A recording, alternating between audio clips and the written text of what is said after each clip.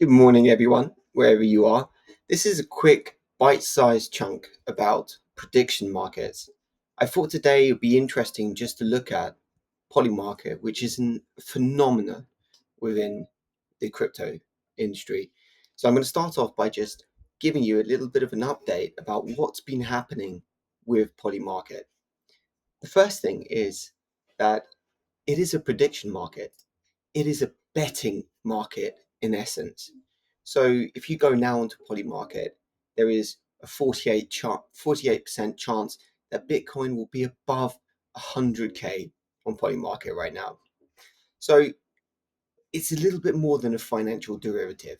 It is essentially betting. It is more like a betting exchange.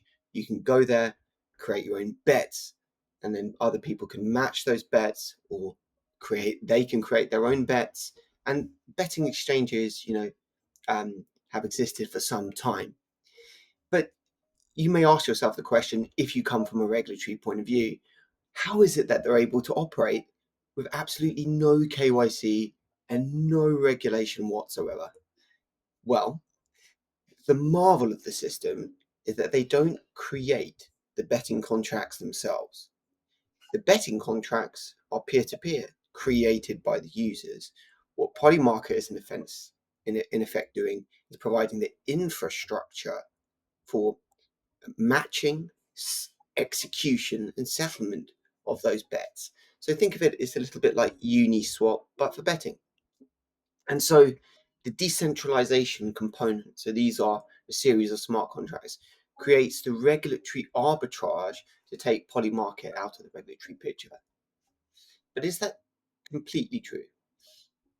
I would say it's up to challenge, because if you look at the moment, if you come in and you have an IP from France, you can't access the website, you're blocked. And there are three other countries, including Singapore, that block Polymarket. Of course, users may use VPNs because there's no KYC registration in the protocol itself. Now, I would like to move on to the United States because that's the most fascinating in my opinion. Because initially Polymarket were considered an unregistered derivatives exchange. And they paid a fine, it was like 1.6 million. And then they said, okay, well, how can I come into compliance? Well, they just bought a regulated derivatives exchange called QCX. Now, the result of that is US users need to, who are not using VPNs, by the way, need to register, do KYC with QCS, and QCS acts as an intermediary who are brokering now the bets for US users on the Polymarket series of smart contracts, which I mentioned, which comprises market creation, so a new bet, new type of bet, execution, matching, and settlement. So this is an absolutely incredible precedent. The implication of this is that a project can create a protocol, which is a series of smart contracts containing all of the elements you need: liquidity, pools, execution, and settlement, block a series of countries initially, and then obtain a brokerage license locally to use that protocol for users in that jurisdiction. And that's essentially what's happened in relation to Polymarket. But